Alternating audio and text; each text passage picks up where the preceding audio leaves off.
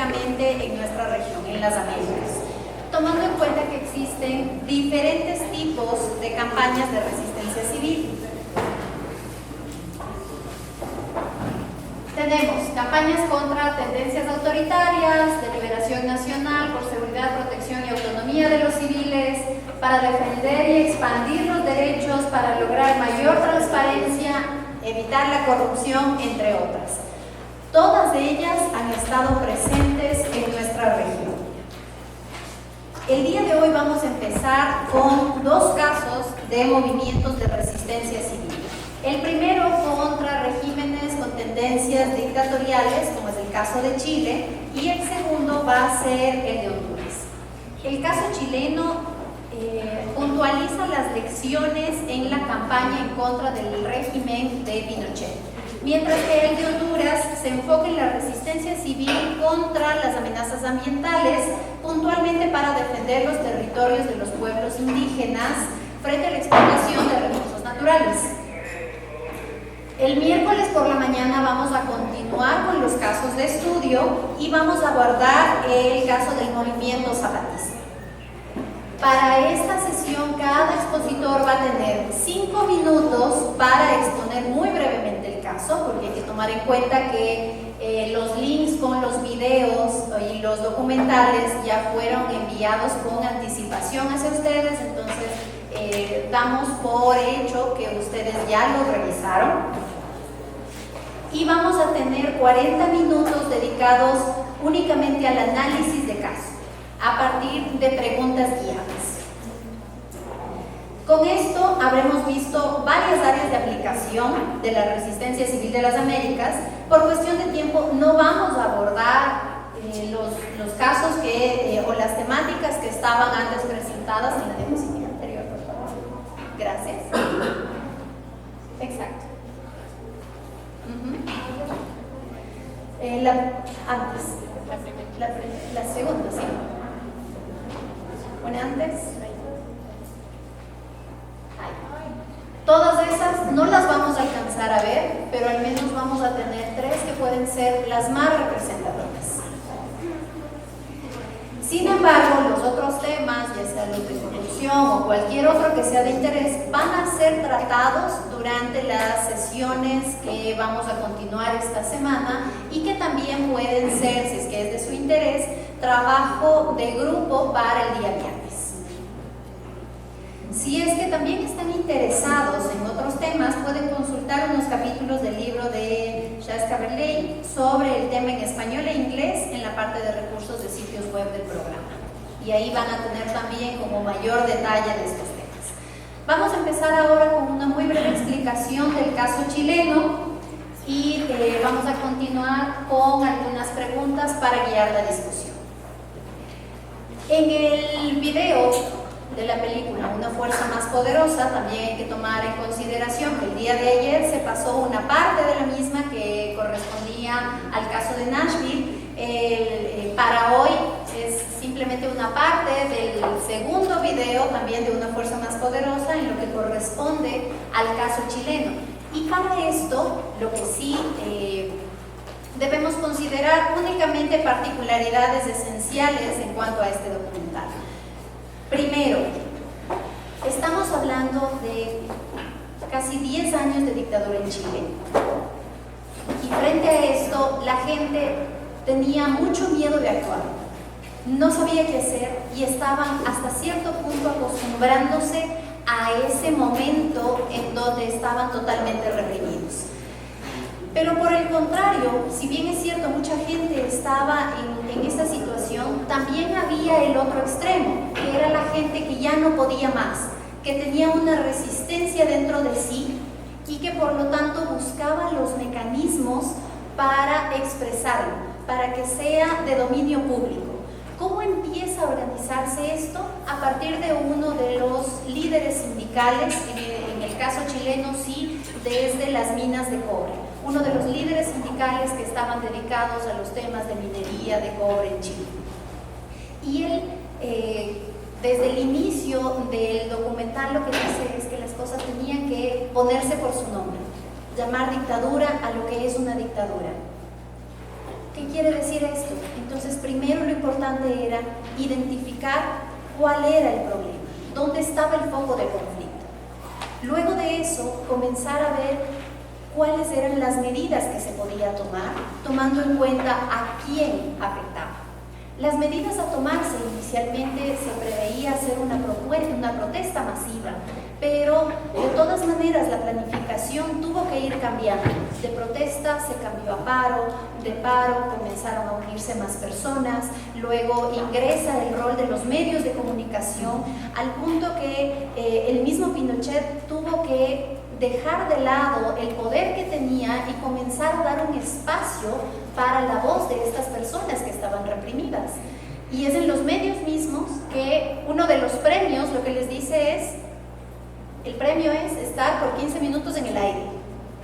Por supuesto, esto fue una revolución completa, porque se propició el momento para que la gente comience a hablar. Y eso, a su vez, generó en muchas otras protestas, marchas y varios de los métodos de no violencia, hasta el punto que fue casi todo el pueblo chileno. Una vez que Pinochet no tuvo nada más que hacer con respecto a las elecciones, con respecto a toda la gente que veía que este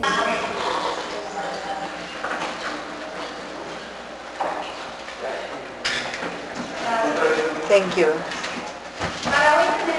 For today,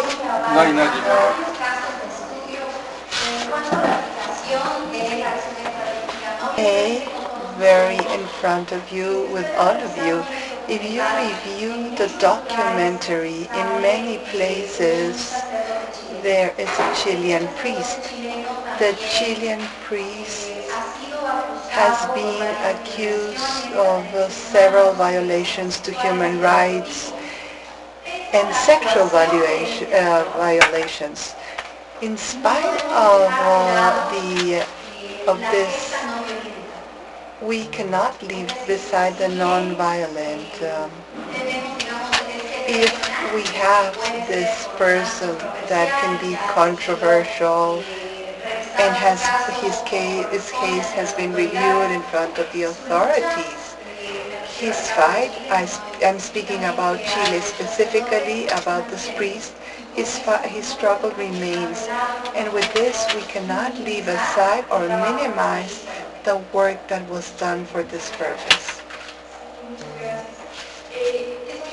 Thank you very much. In the interview, the priest speaks, but the actions were of the whole Catholic Church, and that supported the movement in a critical moment because they did not know what strategy to follow. This happened, the ones that saw the video, when they find at the suburbs in Chile arms that have been exported from Cuba because there were small areas of violence. And with this pretext is that Pinochet used to torture and disappear people. They used this, they said, we are only avoiding communism to drop in our country. And later on in the video you see that there is an attack to Pinochet where he appears as nothing has happened to him. In spite that the guards died, he appears like as nothing had happened. But clear, it was to show this violence that existed for them so they could justify repression. Because when the massive protests happen, they go to the streets and they are repressed. And the moral quality that the Catholic Church speaks, it falls because they did not have the moral authority because they were peaceful. So I just wanted to add these two things. First, in the video is this priest, but it was the Catholic Church that supported. And second, the context that begins to collaborate the church when the government of Pinochet tries to justify violence and tortures. And and how people disappear due to this small focuses of violence in these small suburban neighborhoods in Chile.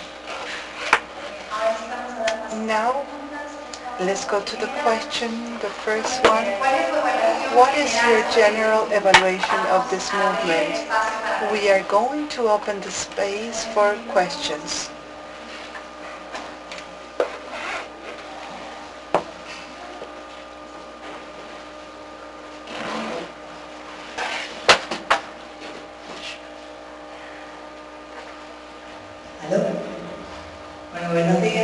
Good morning. I think what is important to highlight from this movement is how it began. Second, the general agreement, the national agreement that they were able to make of many of the opposers that the movement went out, not only of a political force, but of the student movement and the great victory that they had in 1988 with the plebiscite. What I highlight of this campaign and of this movement was the campaign that they did against no. I don't know if you saw at least the song, the symbolism that they created, that many of the things we do not have in our countries, and this one they created a great victory that they were able to do it. I really liked and I paid attention how they generated each time that they had a moment that they reached an agreement with the government of Pinochet that they could have 5 or 10 minutes in each national radio, and they used to sell the no, and how they went to the different places in Chile with a leaflet just highlighting the no, and what the Chile wanted, and I think this is what I highlight, the national agreement, the union, and how they went to one symbol to have this victory that the Chileans still remember, and the Chileans nowadays put in their discourse many of this discourse of 1988.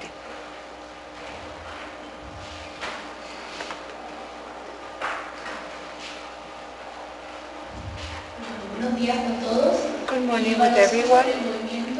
My evaluation of the movement is to identify an emotion that is fear that was present through those years of repression, and how fear can paralyze a population or a whole city, a whole country. So I think it was very strong how they have felt and how they transcended these emotions that had them 100% repressed to be able to go to where they wanted to go, which was to have a space of liberty. I think that the actions that they made have generated changes in the Chileans that we can see up to nowadays. Yet we could see how the young were able to stand up. And for example, like in my country, we don't say the things out loud, we don't protest. So I think we need to go against fear. Someone else? Good morning. In my case, the reflection goes linked to fear, because some things I commented, but as Ecuadorian I had the opportunity to see the other side, to see these leaders, the young social leaders in Chile that came in exile here. When I studied here in the School of Social Work, I saw Clarissa Valdez, and she came in an exile. And as a consequence, I would like to highlight this willpower, the courage of the ones who lead the process until the end. Clarissa came here because he was threatened, her husband, her little boy. So what they placed, what it was at stake, or the ones that left, it was too much. So sometimes we do not measure, and this can have obviously consequences for the families. And all of this made me think, and this is really something that we should admire. I would like to highlight that the moment when they were planning the campaign, the first option that arose was to speak about the fear of what they feared. But immediately there was this possibility to speak about the contrary, about the joy, the happiness of liberty. I think that was the reason of the success of this campaign. We will try that as much as possible. We have 3 or 5 interventions per questions to keep up with time.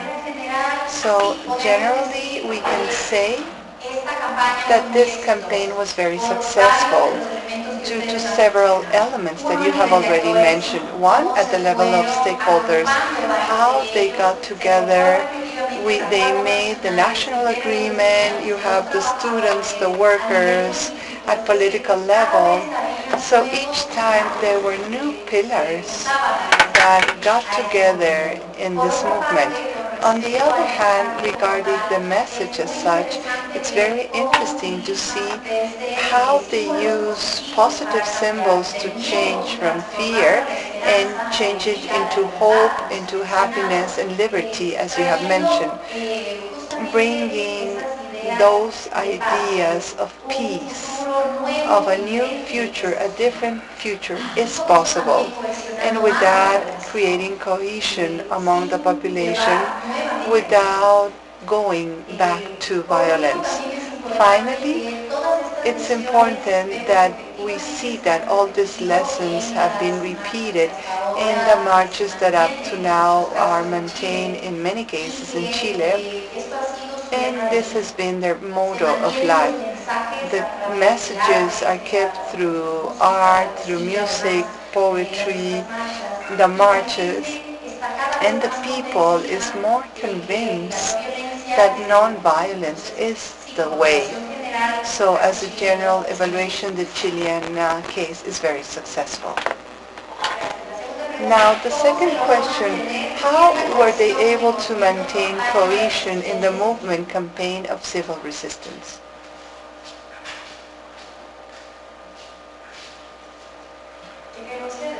What do you think? How was it possible to keep that cohesion within that movement?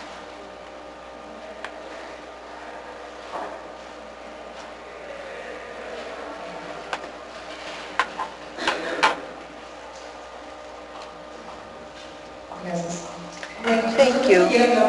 Yesterday we spoke about the values, the principles that govern a movement of civil resistance, and our group spoke about recognition. I think this is a fundamental element, is to recognize the needs of others. You, Paola, mentioned that there were students, workers, and other people joined the group that have a special interest, but all of them were going to the same goal, that was to break the establishment that didn't work. So I think it's a recognition to understand the perspective and the need of the other, because fear was collective. And the non-tolerance of dictatorship affected everyone in a different way. So this is a fundamental element, that you generate identity, you provide a safe space, and 3, allows each one to have its position and understand how they contribute to the movement and to the resistance. So I think this is a way that is still present. And in Chile, which is a successful case, and we mentioned yesterday, we have this cross-cutting nature. It doesn't matter if you don't have it. Furthermore, I would say it doesn't matter what political, social status you are, but it doesn't matter where you come from. It doesn't matter your ethnic background or different elements. What is important is breaking this establishment because doesn't work for me, it doesn't work for you, so let's break it together. I think this is fundamental to understand how we have cohesion in spite of the diversity that it had and it keeps having. Another intervention?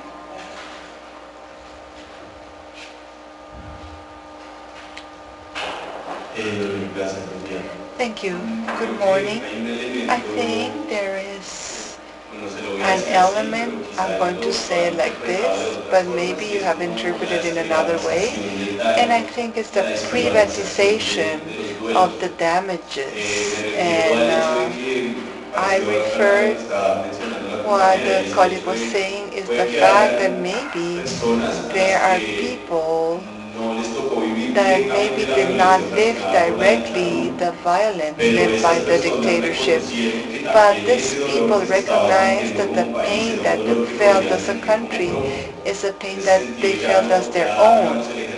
So the exercise of the memory or the regret goes from the private spaces, and it's a more collective space that allows to perceive the need of a change. So I think that the element creates a cohesion that has to do with tragic elements, but with the possibility to project collectively a common change beyond that maybe my family did not receive this victimization.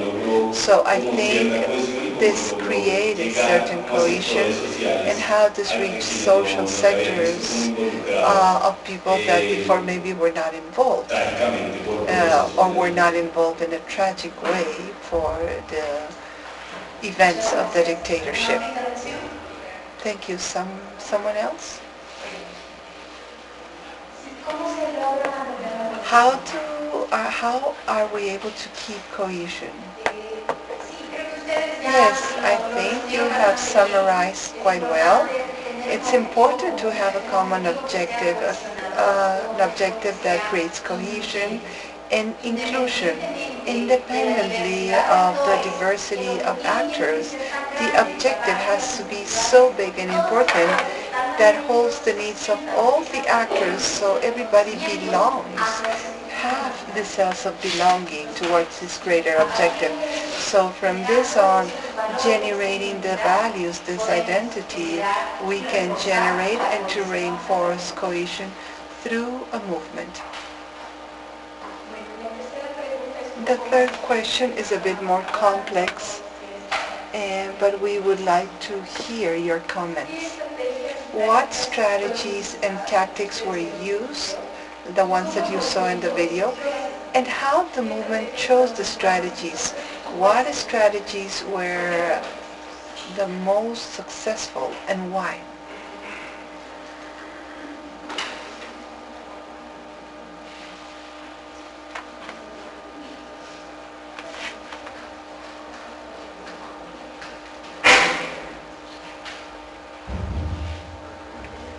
Buenos días. Good morning. Bueno, In the video, muy it's very interesting the repetition of a simple word, no. En la oportunidad del momento de During the voting process, envió a los chilenos they sent the Chileans the message that they could win the arms with a simple pencil. And that message was produced in different moments of the communication through propaganda, through TV, and everywhere the word was only no. And sometimes a word, furthermore, a simple word like 4 letters, for example, the word love, is more than enough and has enough strength and power to overcome injustices, insecurity, hate, and sometimes to behave according to that word can be a strategy and a goal and an objective that is quite interesting, that allows to build a world with harmony.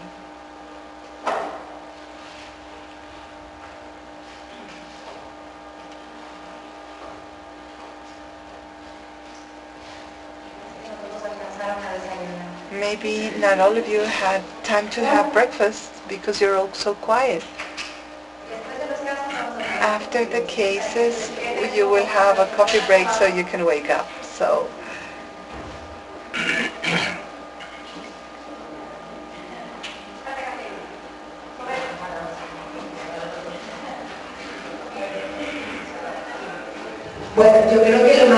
I think that the most important thing of this campaign was what we spoke yesterday during the class, is the objective. The objective that they had, the plans in medium, short, and long term. One was the recognition and to gather all the political forces, religious, students, to understand the role of each one of those people, to be able to move forward in a group. Two, that recognition to have the protest and the answering capacity in each one of the protests. And what I said yesterday, the mental capacity of each one of them, the strength that you need to resist in front of violence, protest, and blows. And three, how they reach the last stage. That was the great campaign of the no, both communicational strategies, or how they went to the different areas of Chile, and how each one of them was able to take advantage of the movement, both in campaign in the national radios, or each time that they went where the ministries of Pinochet were, to be able to speak and to say what they had to say at the moment.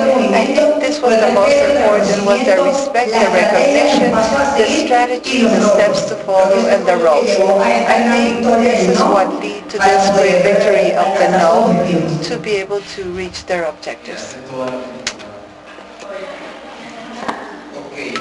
I believe that I want to highlight something about the strategies that these were able to identify the sectors that they want to reach.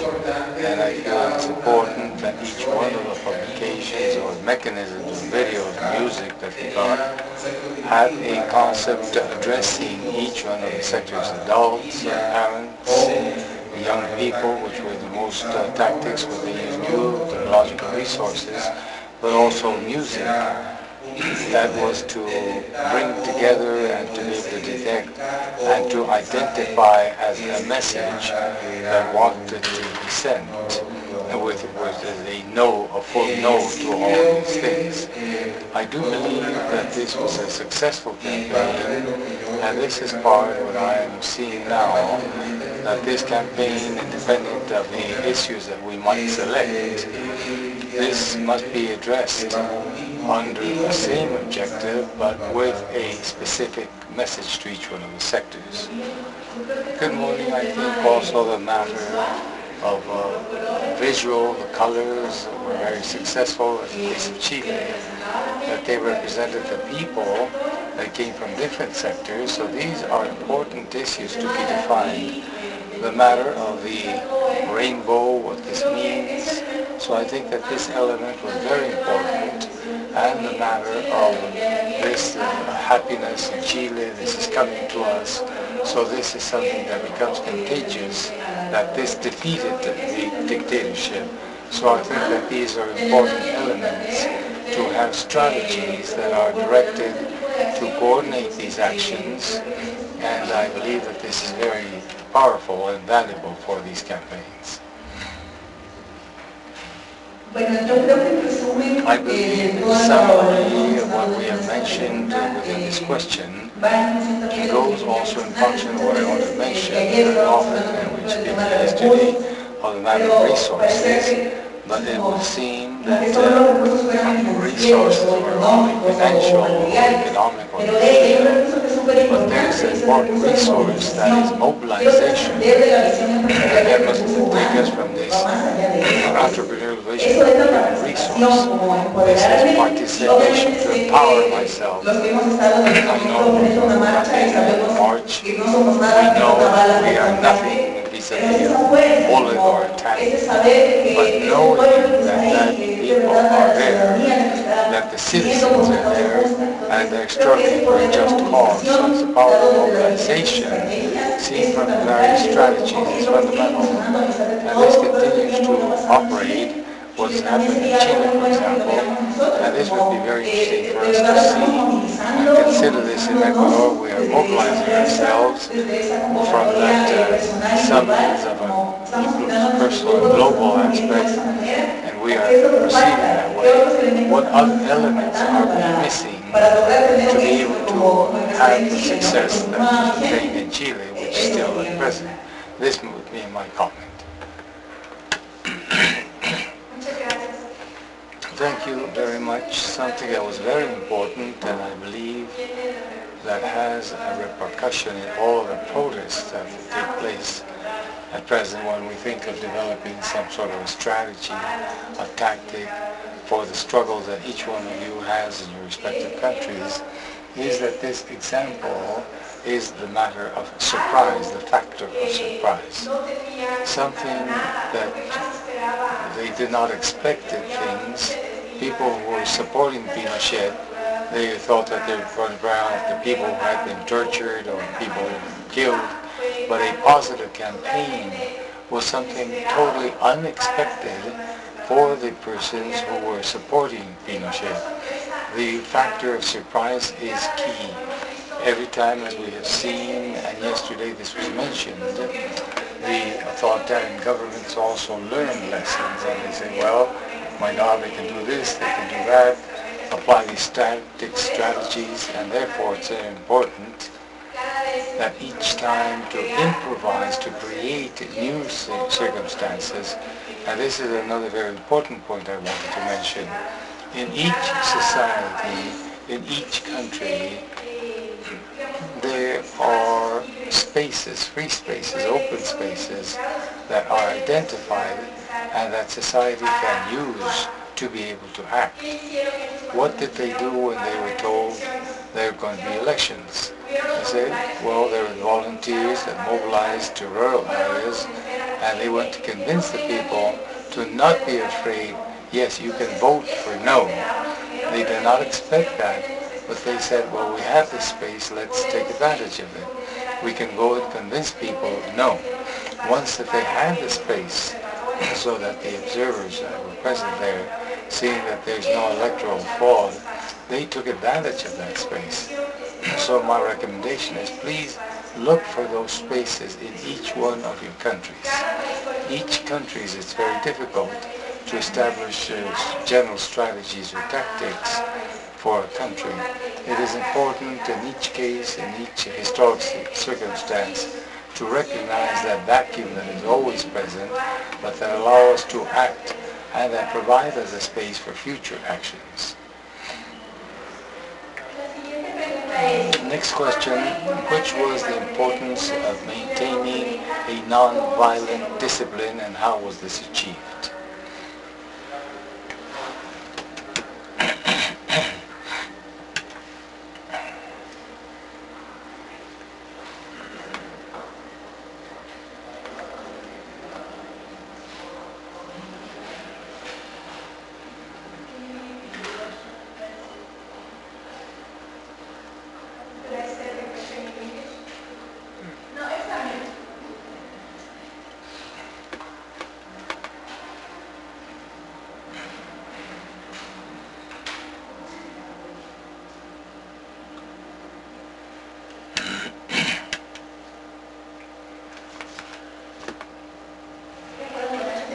Well, if you want to stand up, stretch a bit, try to wake up completely, and then we can think of non-violent discipline.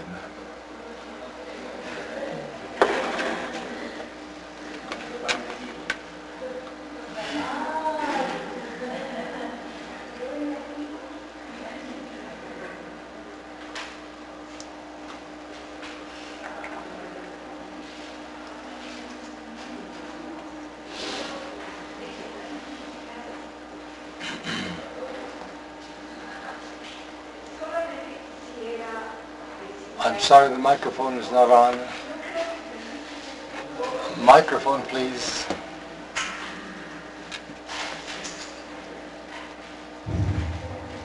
I feel that the success resides in nonviolent discipline in Chile. They had come from a very harsh experience with relation to violence, and in addition, the state was organized in such a way tried to conclude and finish any type of expressions or manifestations. So they had the possibility of non-violence. That was the only possibility of taking a weapon that the enemy was not aware of, and that gave them the possibility of precisely acting in a different manner to what had been experimented before. So I believe that the difference here is that gave the reason for the success.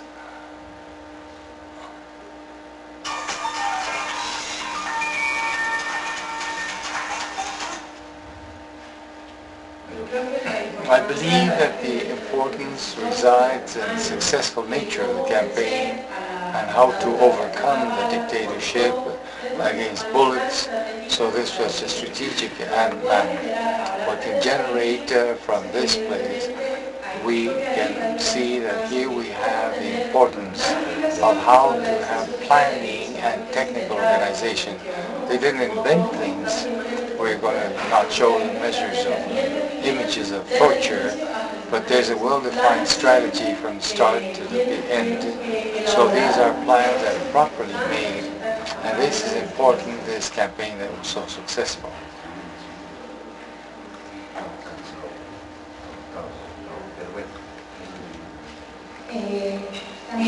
Also add that at some time in which there was too much politicization at the regional level as well as national, and to maintain this non-violent discipline, to contribute a space that people do not necessarily link themselves to parties or movements, could feel empowered. And as you have mentioned, the excuse that Pinochet had on his violent, that he had the support of Cuba, and that there was this revolution, also the insurgent guerrilla, to maintain non-violent discipline, was able to keep, I'm sorry, the microphone is off.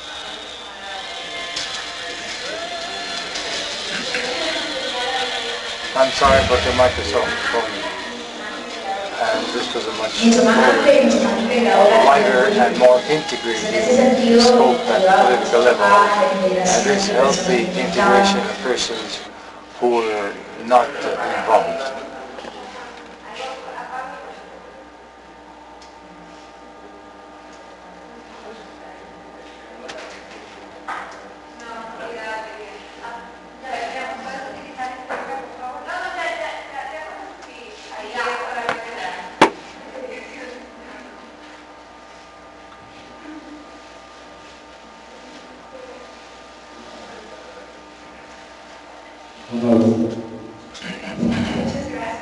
Thank you. The part that corresponds to planning, strategic planning, is utmost to maintain non-violent discipline, and to these violent targets also sometimes appear that might be society. The last question: how did the movement of campaign and civil resistance was able to establish public participation in the movement of campaign and attract more people? This is something that was commented, but it's important here how to generate more summons, that this be legitimate summons, so that every time we have more people around that objective.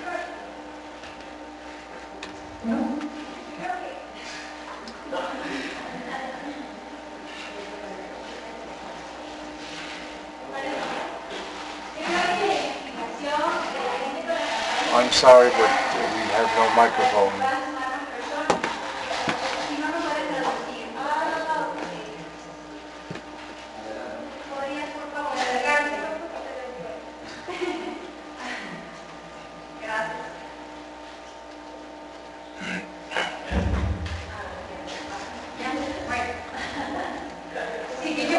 I believe the fact that in the spots and the songs there were people like ourselves who are young people, adults. These are normal people, so people identify each other, and this added more people. So doing things from the base, it's from the ground roots, as people can dedicate themselves. We are equal, and therefore I feel appropriately represented. Thank you.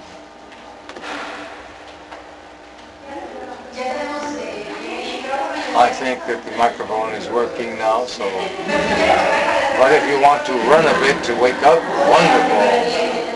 Good morning. I believe that the campaign was able to expand the participation of the public and how they conceived this and how this was centering on what was happening in what people were living at that moment, and they saw that this future that they tried to attain, this new vision, and this is what they showed and what they presented. And it's difficult to carry out a political campaign when a negative word like no, but how they're able to move that no to become a positive word. So this, from political communication and strategic communication, worked very well. And this is, we must center upon what we want and what we want to see, and also to see the positive aspects that we can reach with this.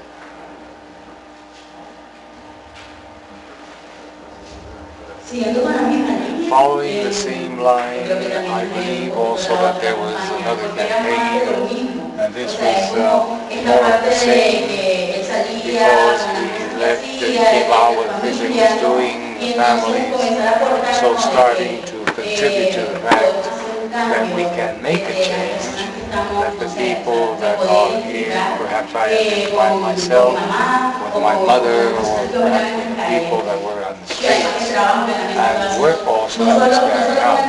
Not only the message of communication, but also the work was a success. There was a team to go to various territories to achieve that. I still have the tension remaining in Chile and so on. But, and this is what we're going to identify something that represents all of us, even though we may be passing through difficult times, such as what happened then. Last presentation. No. I saw the film, I was delighted with it, and this is an example that it did function. In another group on the other side adopted also a similar campaign, so they started to use elements that were similar. So this is, we see that our campaigns did operate and function.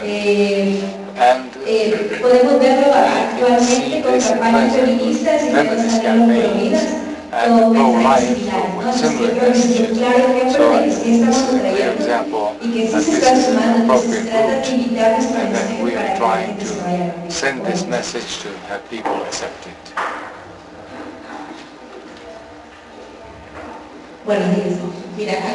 Something that is very important in that campaign was the matter of communication. The access to communication and open signals to disseminate the message. That is very important, because unfortunately, in the case of Venezuela, we have a censorship that is very strong. How can we get to that campaign in Chile if the mass media are not supporting us because they've been cancelled? How to reach those regions where there's no internet, for example? So in Chile, it was fundamental, the massification of the message that mass communication means. This was fundamental, and this helped us, human resource, to make visible the message. This is why it had such success. So this is what's happening in Venezuela now. We have a protest that was very important. If mass media would really show Venezuela and the world what is taking place, and I'm certain that many people today are going to leave on the streets, but this message is not as it should be. So this is something very important that we must consider. Thank you. Yes, the public participation, how do we generate more participation, does not correspond only to an element, but it is the cohesion of several items. Geography, means, messages, symbols, and above all to be able to understand other people and society not as the other part, but as part of us. And starting from that point of view, to start to generate these elements that lead us to identify ourselves, to understand ourselves as a society that needs some objectives of a common nature. Now we go on to the next case, and the people who are here, Monica and Edwin.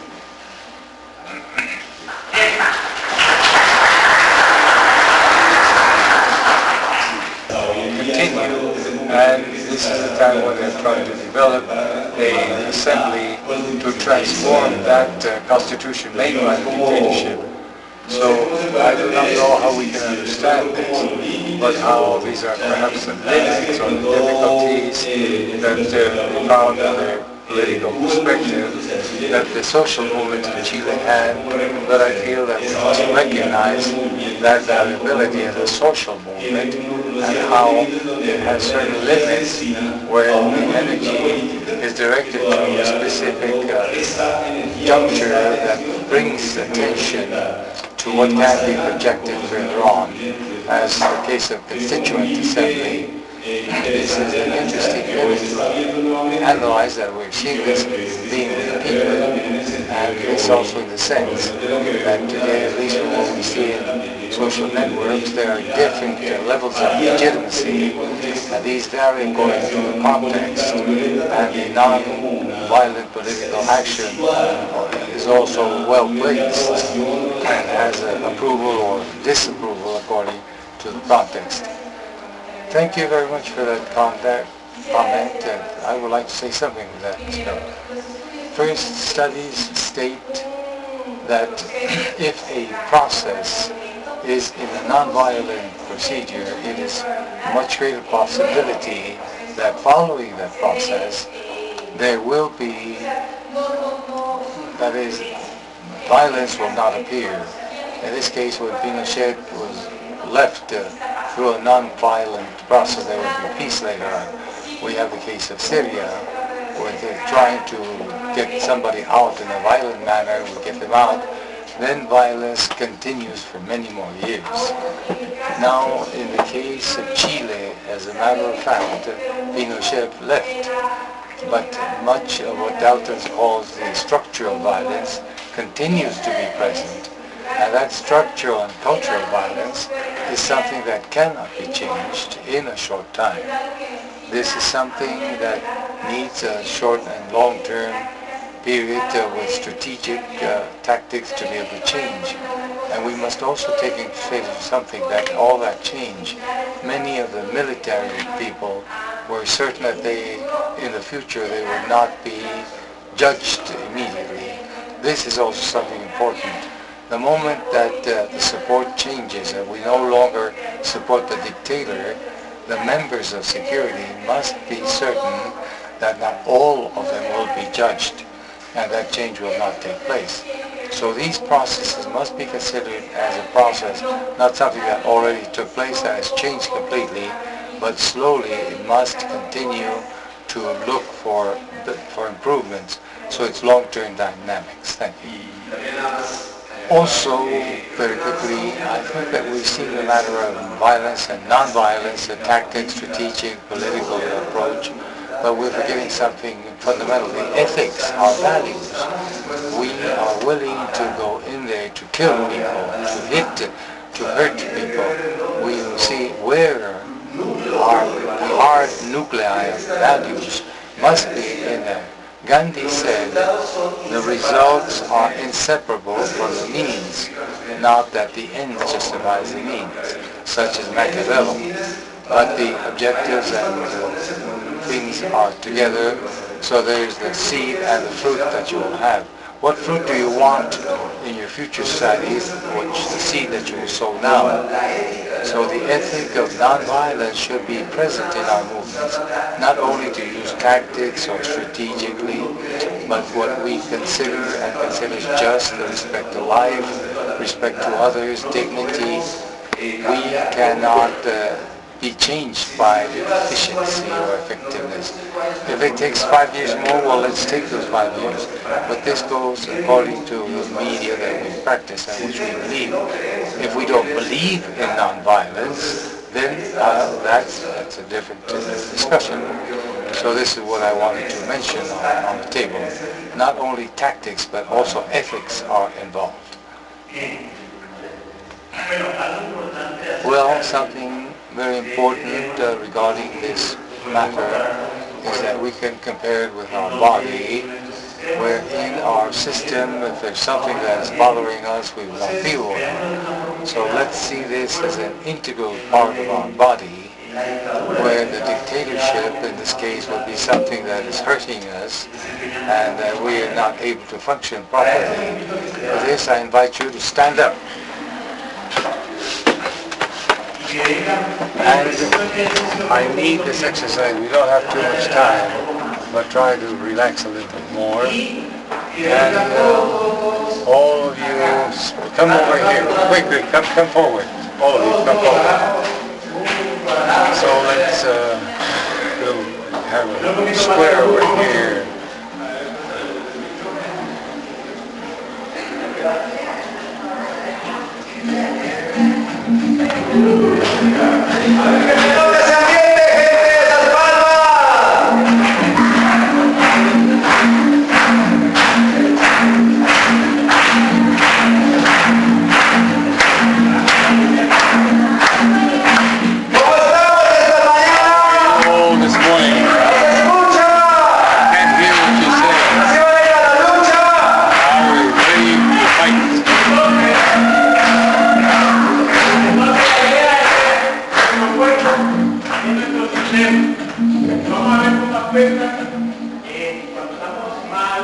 Let's see what we are doing. I'm sorry, but there's no microphone. We're trying to find where the pain is in the body, so by making slight movements we can dictatorship, how it hurts. In all of the systems, from left to right, from right to left. So these are all of the evils.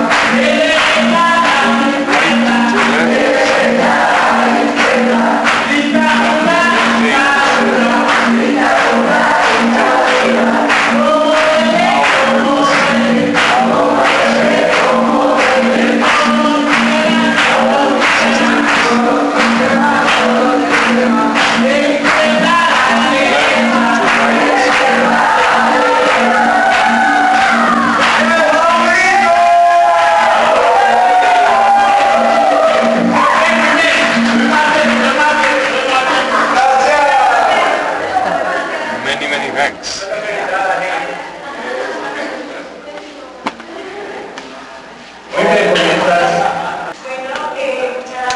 Well, thank you very much. Now, in many movements are doing this connection. If I have a pain in the back, it all belongs to the structural violence because we are a microcosmos. So part of the work of nonviolence is that connection with ourselves and the pains that we carry, and it's part of a higher healing. So we will continue with the cases of Honduras. In general, we're looking the defense of ancestral directors like Garrido and Belen, and we will have a small summary of a Garifuna game, of a Garifuna people in the northern part.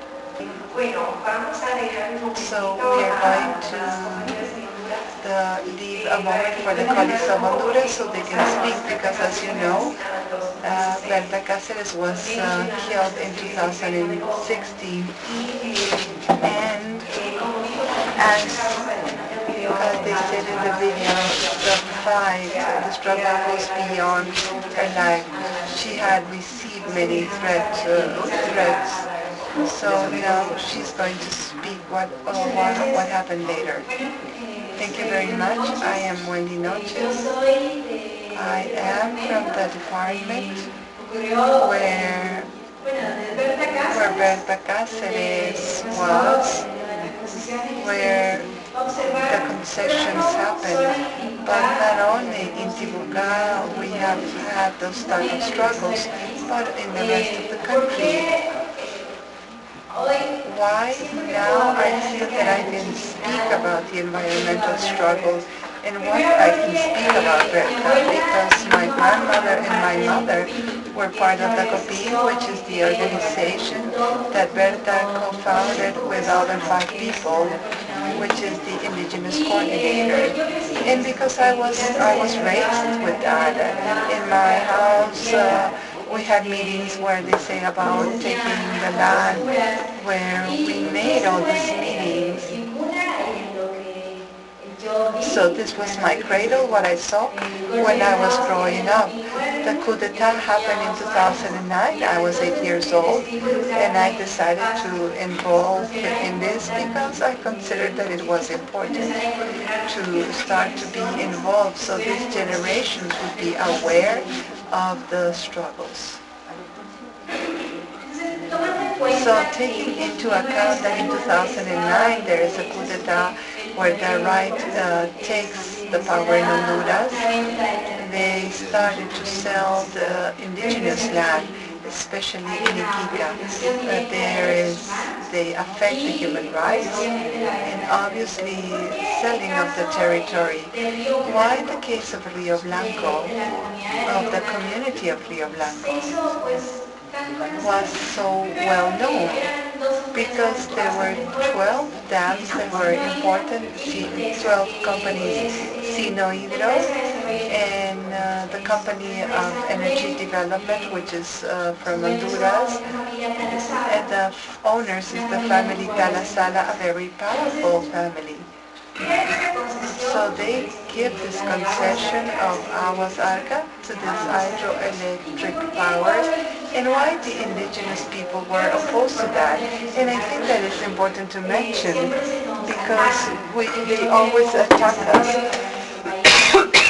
that we do not want development for our country, but because the river has a spiritual weight that is very important for our indigenous people. It's the space where our ancestors can meet, and it's where we have contact and communication with them. Second, because it's the blood of Pachamama, Mother Earth. Third, because it's the source of life of the indigenous peoples. So there, through the river, the water, we have for the crops, it was the water for human consumptions of those communities. And by doing this dam, it affected not only the community of Rio Blanco, but many others. Now, with this dam, they were going to produce energy, and the energy was going to be sold to the Honduran state at very high prices. And the community was not going to obtain any benefit out of that. So it's not only, and besides that this concession was taking advantage of a natural resource that was giving it very expensive, and then we were going to buy that to double or triple price of its price. So this is one of the points. The second, there was no consultation. So they came saying that they were going to build roads and educational buildings, but this is a duty of the states, it's not a gift. And then Berta, together with COPIN, was organized, and we organized the community, and they killed Berta a year before. There was an attempt against her, but it wasn't successful. And a morning on March 3rd, before her birthday, she was killed by this economic system, extractivist, machista.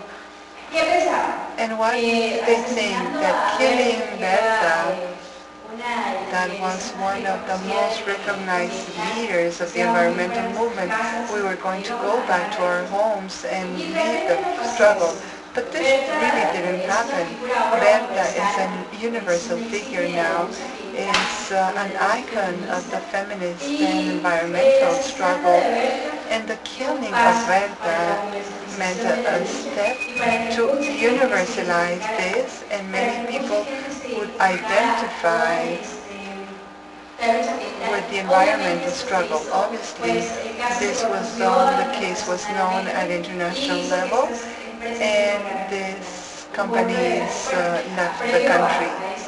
Prior to this and now, they are not as strong in the country. So this was a very strong hit for both of the companies. Who are involved in the killing? Obviously, the state of Honduras, the government of Honduras, the president, the family Talasabla, certain mayors that are in the department. And how is the current trial? There is impunity. There is a process, but they have not worked with the intellectual stakeholders that plan all this murder. And to end, it's always important to highlight that Berta lead us to the struggle and has showed us this with her own example. In a general way, tomorrow I will be speaking about the topic. So I will promote myself, and we will make an indigenous ceremony, and hopefully they can give us this room. With my colleague, we will make an altar for Berta and speak a little bit more about this. So you are invited, and hopefully we will have you with us. I don't know if we still have time. I'm Tedira Rodriguez. I come from Honduras. I work in NGO that defends human and labor rights. And I'm also part of Women in Resistance in Honduras, and Berta was one of our colleagues. And to say that Berta would belong to whole Honduras. She was everywhere when there was a mining concession or a river that was in danger or a forest in danger. In Honduras constantly we are in resistance. So not only the indigenous people, also the women groups and the Garifuna people, we are always in resistance. In Honduras, there is always people taking care of the rivers. And just to let you know, the struggle of Berta continues. Berta did not die. So I would like you to repeat with me. Berta did not die. Berta did not die. Berta multiplied. I am Berta. Berta is not dead. Berta is living. millions. I am Berta.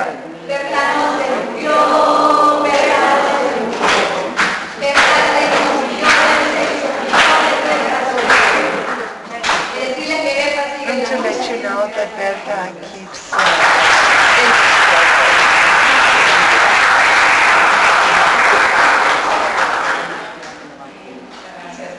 Thank you very much. After Berna's killing,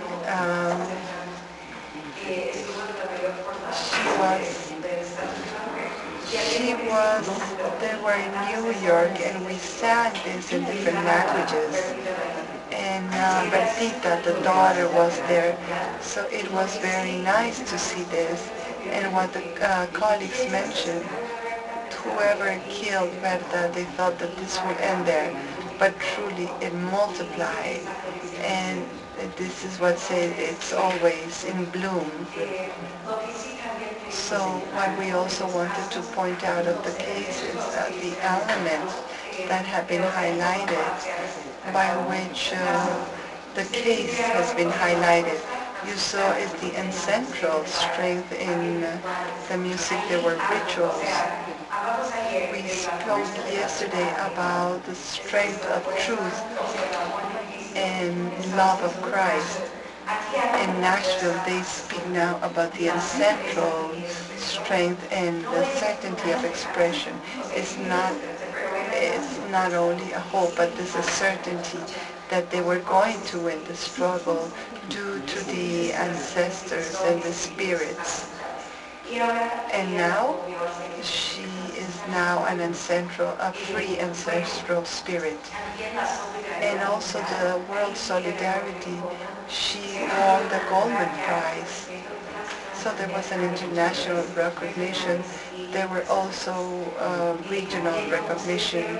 And as you saw, she spoke that there was important to have the community organization. The peoples decided that they did not want. So there is a constant process of community education, and not only there is a building program. They have a center that's called Utopia, and in the weekends, Gustavo from Mexico was teaching a workshop about sustainable energies. So it's always building a parallel program to the state energy. And you also saw that she spoke through the radio. She had a whole radio program where also reaches the peasants, that the majority that do not know how to read or write. And it's a program, a parallel program to the national radio. And also, she has a sense of humor, and she was very spontaneous, and a capacity to answer with resilience with changing strategies. There are many things, histories of how, for example, one time when the militaries and the people did not want to negotiate, the peasants took out their boots, and there was a terrible smell. So all from the other side just went away because they couldn't stand the smell, and gave them a time to think. So surprise things, it's like funny, but it was like that. So she always kept this resilience in front of this physical and structural violence. She always kept this sense of humor and happiness. So before we open this, there are some elements that we can take from this. The structural conditions are two moments. In the first video was in 1997, where the living conditions of the country were very different. It was the first time that the population, that the black population manifested, that went to the streets. And they did a very organized job in different stages within this movement that was well set. the moment of reparation, the spirit of fight, that in the end the spirit continues in the negotiation and the agreements among others. The planning is very important, strategic planning. And then to see this second moment with the second video of Berta, the leadership that within the two cases we were able to see that leadership was a bit emblematic, where we have a leadership and a structure that is well defined in the different communities. Something important to mention about Honduras is that there are 9 ethnic groups, of which we have just spoken about 2, of the Lenca people and the Garifuna people. But the different indigenous people and Afro-descendants are going through the same situation, knowing that there is this love and this harmony with nature, and that the little reserves that we have is because the indigenous people and the black people have preserved these reserves.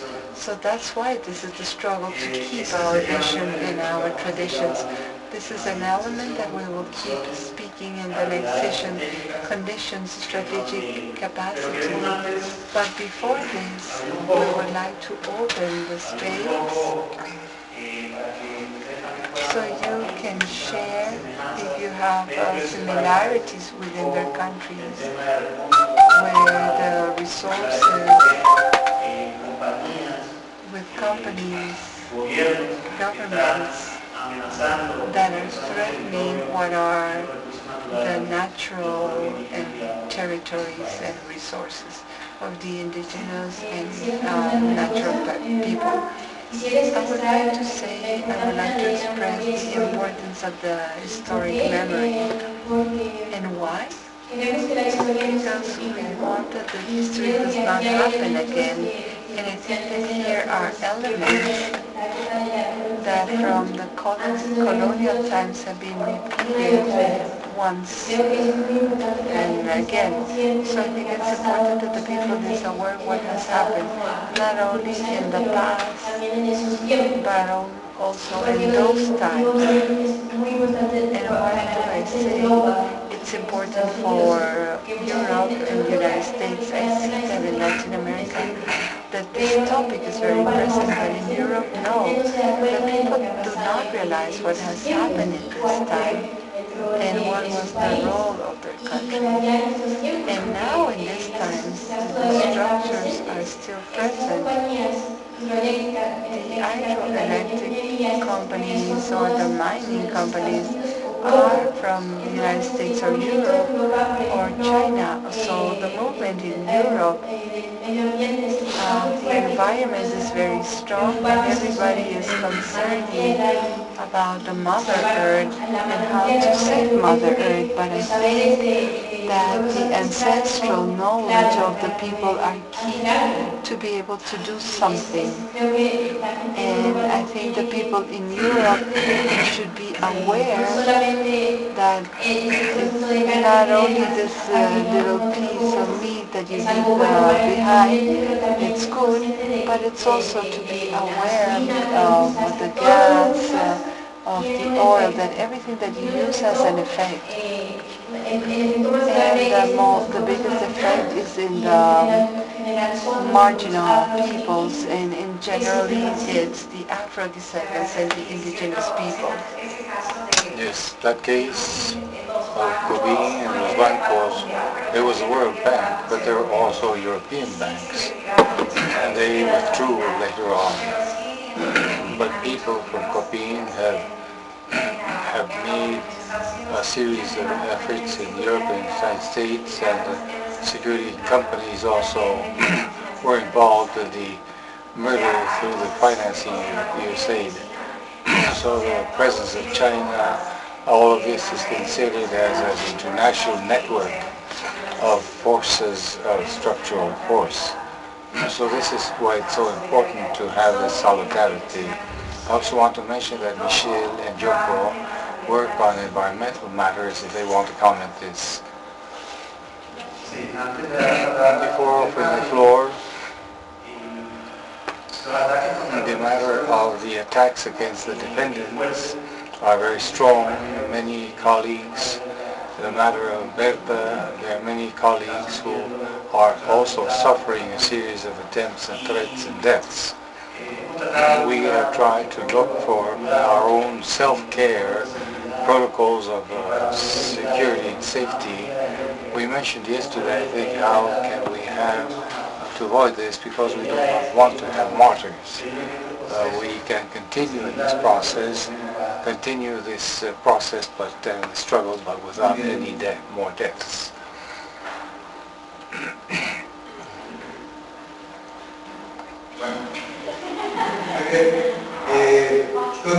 I just want to lay on the table two elements that I feel are important. And I speak from experience. So I've been organizing the foundation with which I work in two scenarios of the Cauca in Colombia. The first is a campesino community where we are facing companies that are wood exploiting and mining companies. And the other one is in the north of Cauca, where we work with black communities in northern Cauca, and we face the taking away of lands for use of monocultivations, monocrops. And here's where I would like to look at the second element.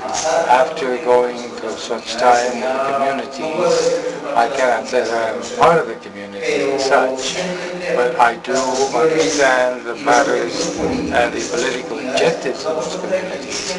We understand that we always have a common enemy, and these are the interests of big multinationals who come to break open the rights of the communities, of the ethnic groups and the territories. And this is very important in the struggles that we undertake. And that the territory is also a subject of rights, and it transcends the human idea of the matter. But I feel that this is where we do things wrong, that we're not clear on this, that we should hear the communities, this screams that they have. This is a scream not against multinationals, because in the end, these are just the face that is put to a monster that is much larger, and that is an economic system that dehumanizes all the ancestral peoples and the territory. And I feel that this is something where we have certain fears, perhaps as academicians and students, we deny the fact that behind these actors that violate human rights, there is a system, an economic system, and an economic plan behind it that allows the violation of these rights. And it's very difficult that if we do not place the debate on the table regarding a system that is destroying our peoples and ourselves, it is very difficult that we will be able to find solutions from civil resistance for the greatest threat of humanity at this time, which is climate change and all of these matters that we are already witnessing. We are afraid of coronavirus, and we're killing the environment and ourselves for many years, and we don't put this on the table. So I think that this perhaps would be an invitation to reflection of going beyond those stakeholders there. Thank you. Yes, evidently environmental conflicts are the source of many problems in conflict and they talk about the climate emergency, but they do not address the permits and the Afro-descendants, for example, the peoples and indigenous people. So there's something about racism involved there. Yes, I'm Vini Genius, and I work with the World Bank for some 20 years, and I've retired from that. As far my son said, you must do something, because we know that the World Bank, how long will it last in the country? The country, how else can you say this? the country is not well because they do not understand the various threats. Therefore, I feel that when we have these civil resistance, we must also go to a place where the money is held for these projects. In Washington, the World Bank, the USAID, they are people who know this, the effects that they can produce by the projects in the countries and in the community. It is very important, I believe that. Yes, thank you very much. I do believe the World Bank has withdrawn, but other banks in Honduras stayed, and other European banks, but afterwards they withdrew. But there's also something very important there. So one more thing. In New York, somebody asked the president of the World Bank at a forum, in the case of Cáceres, if he could comment on this, and he said that those cases, those murders of conflicts could not be avoided. And this was really sad what he said. He received a great deal of criticism, but it shows the attitude of the bank that is going to be willing to have more murders in these conflicts. I'm sorry that we have to conclude right now, but we will deepen on these matters because these are issues that go through everything that we are talking to during the seminar. Truly, we have time upon us, so we do not want to take away your right to a short break, but we've gone 10 minutes on it. So you're willing to do questions more, or do we stop here and we continue with this matter of the World Bank, for example? I feel this is what the colleague is saying is very important. Many leaders, we have had to do a great deal of work at the World Bank for safeguards and in favor of our communities. 2 more questions, or do we conclude?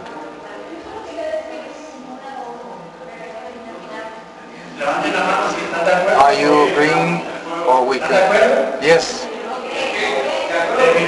We finish? You finish? Continue? Yes, we continue on. We don't have 2 questions more. One of the question, treating us well, seeing the case of our sisters and brothers in Honduras and Cáceres in Venezuela. We have a very serious situation, which is the exploitation of narco money of the sections of Gulf in Ciudad Bolívar, which are the mining states that the country has, where they are murdering our people. Well, there is a genocide that they denounce of the state, and this narco regime is complex to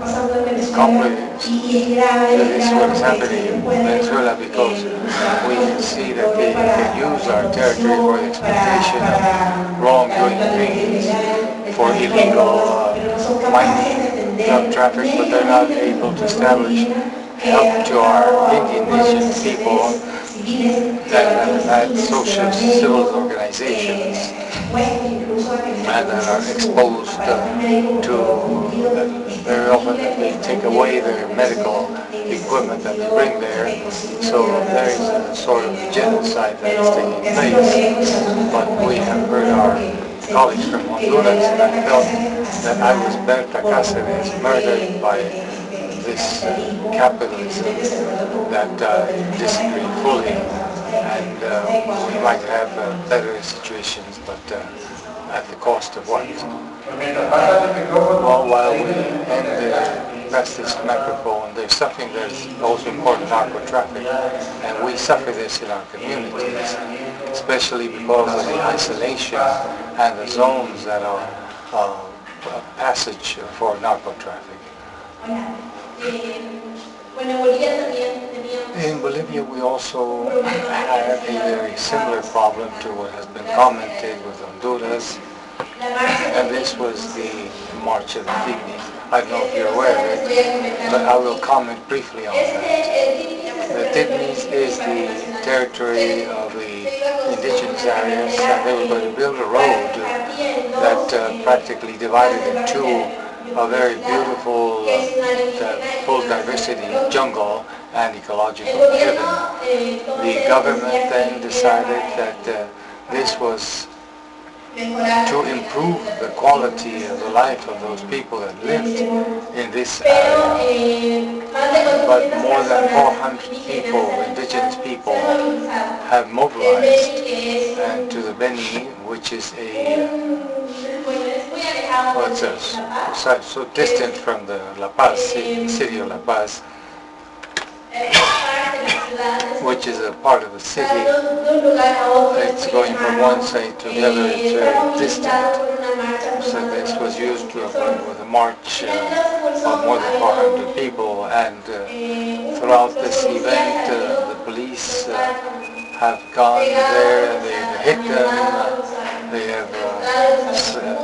have kidnapped them and put them in buses, and they wanted to take them back to their original places. They have mobilized much more people. The people began to mobilize and to have marches against that.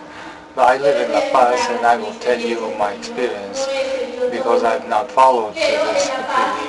But in La Paz, people came out to the streets to receive these people who were coming. They have accumulated medicines, they've opened the universities. There's been a great deal of mobilization because of these marches. And in the end, the construction was stopped because part of the mobilization, the identification with these people, they no longer had the possibility, whilst the government said that this was sort of an environment that could be opened. It was a very complicated matter. Thank you, Gabby. And we conclude this session. We'll talk about these matters because they're so interesting and important, but we have a special report, and thank our Honduran colleagues and Jadid and Wendy, special